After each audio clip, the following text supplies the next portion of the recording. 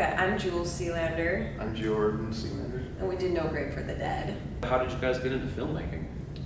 I was in an acting class with my friend who actually acted in the movie, Philip Rossi, and we were able to do like a short film at the end of the year, and we did like a little Blair Witch Project movie called Documentary on the Chicken.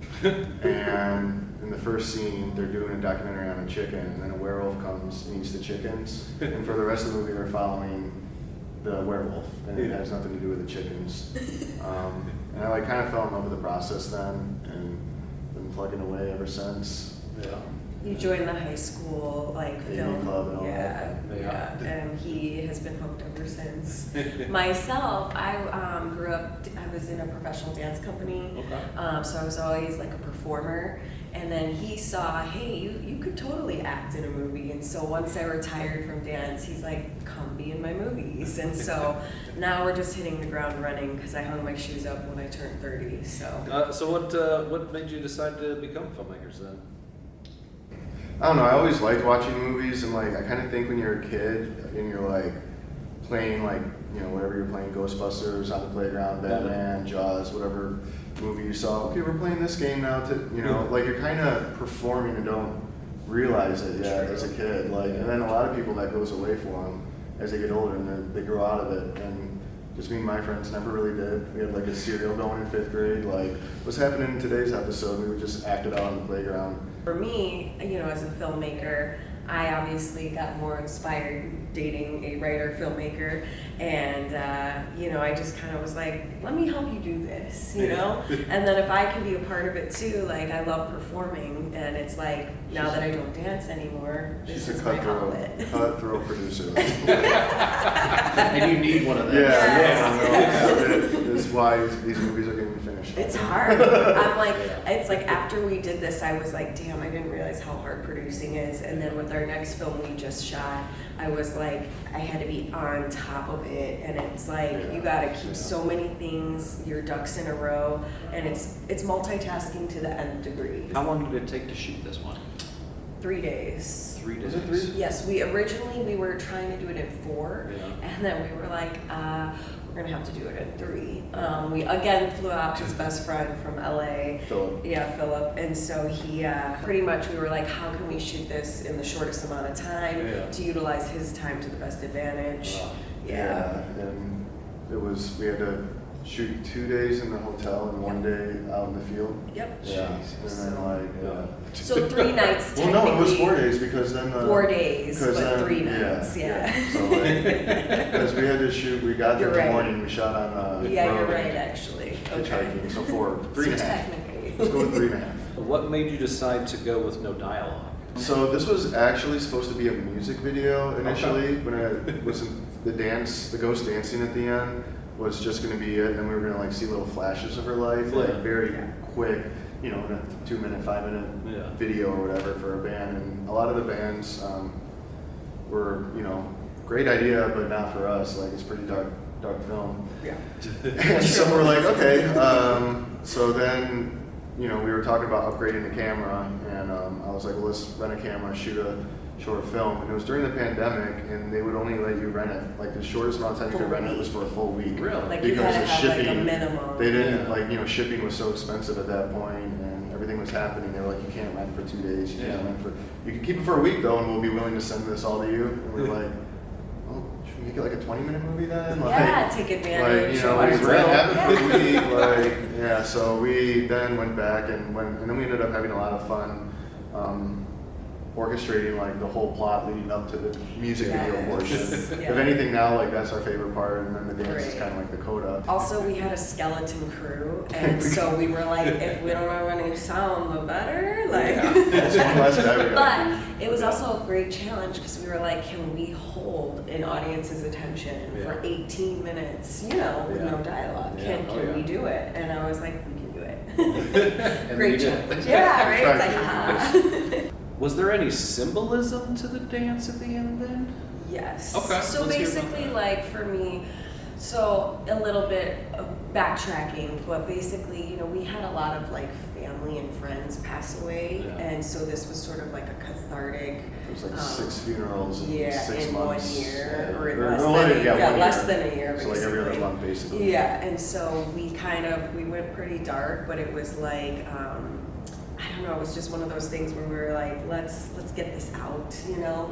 Yeah. And so it was a very ambitious, artistic, what would you Just call like it? purging your Yeah. feelings and emotions and confusion On death. on death and Yeah. the sudden abruptness of it. And in my opinion, like this movie, No Grave for the Dead, was about like the moment of death almost. Yes. And then the vampire one we're coming out with, we didn't realize it till like editing and everything. But I'm like, oh, this is like dealing with the grief of death. Yeah. Yes. Like this is like the grieving portion and overcoming it. So I do think with the dance at the end, like Yeah. we're trying to give Red her voice back.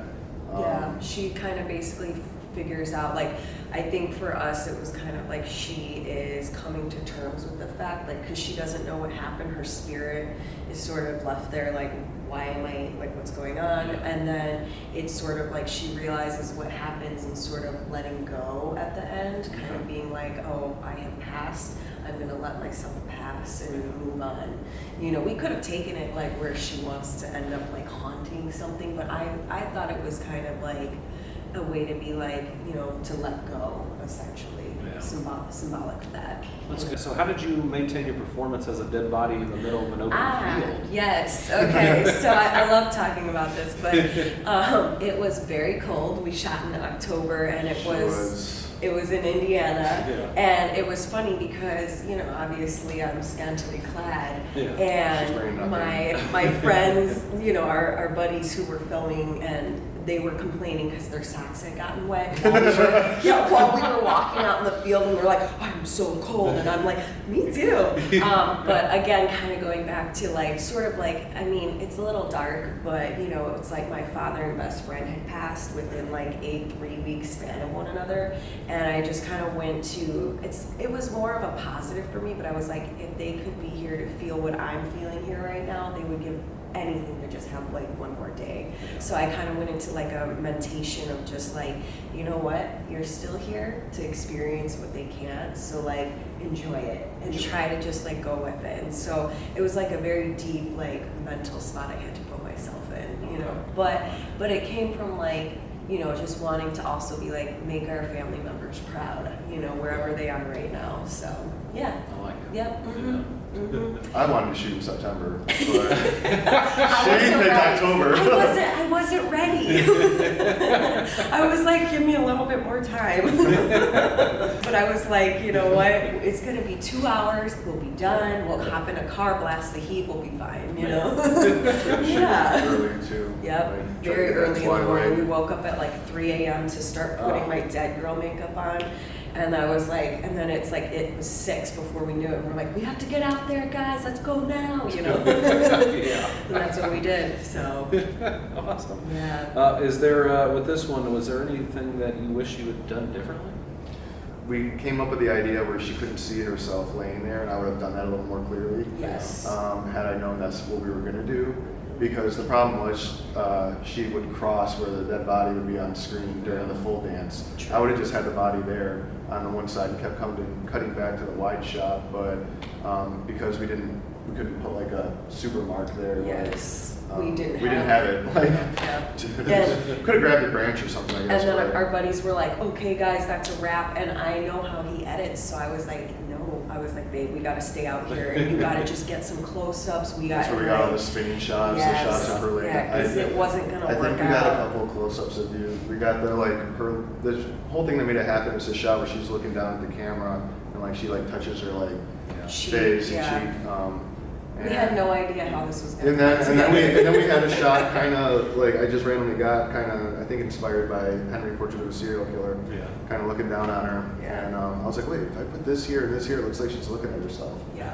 And I would have done that intentionally and way more Yes. clearly if I had known that's how we should have ended it. Yeah, and there's like a shot where it's like I'm the ghost looking at myself, and then it shoots to a pan where all of a sudden I'm not there anymore. We That would have would've done been that a more little clearly. bit more smoothly and more clearly. That was just a But it's B-roll. like we were like, just use that shot. That's all That's we got. So Can't go back to yes, the ending. we would have done that part specifically a little bit more. You know, I probably would have choreographed like certain sets of material, but it was just time crunch. We just did not have time. So Yeah. we were like, go with it. Spent too much time focused on developing the first half. Yeah. We forgot about the original music Yes, videos. yes. Attention. If there's anybody out there that is wanting to get into film, is there any kind of advice that you would give them?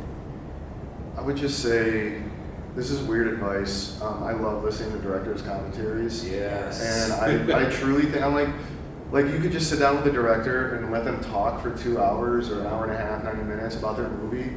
Like I would pay a lot of money to do that. They don't do them as much anymore, unfortunately. So you kind of need to either find like, you know, older movies that the directors are coming back and trying to remember what they did, Yeah. or you need to find movies that were done right when DVDs were starting to come out and they were like contractually required to do a commentary. So like, you know, I would just say listen to a lot of commentaries. Social media too is like Yeah. so helpful nowadays. Like just finding people that you want to work with. I It think was a too. lot harder, I think, finding actors and stuff. Yeah. Yeah. Like we had to go to the plays. You had to have 10 years ago. like hold an audition. Yeah. They had to come and audition. Yeah, we did that for anonymity. Yeah, Like just- we had to rent out yeah. an auditorium just for auditions, and I don't think that's ever going to happen again until you get Yeah, to like the 'cause third round of callbacks. Everyone does it online now. Yeah. So like it's kind of one of those things where you don't need to do I that like meeting anymore. people in person. Yeah, Yeah. I do too. Yeah. So I don't know if that's an improvement, but it And then is good for everyone's time. For new filmmakers, I would say like definitely have a producer who's had some experience, Yeah. just because it will take such a load off of whoever is trying to create art, because it takes a lot of time to do that pre-production aspect, you know. I think off camera, you said this was your first Halloween-a-Palooza. Yes. What do you guys think about it so far?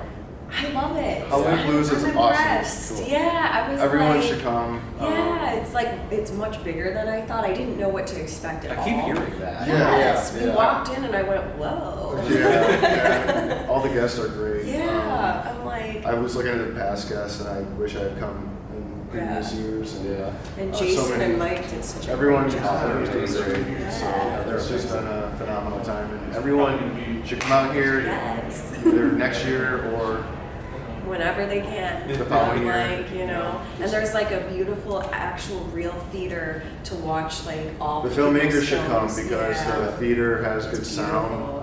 You Yeah. can Good see how sound, good it's done. picture. Yeah. So yeah, and there's so much to do. So we're excited for today. We've got like a whole like list we want to hit. So Yep. Panels. Yep. Yep. Yep. Yeah. Well, I hope you guys get to it all. Yeah, me too.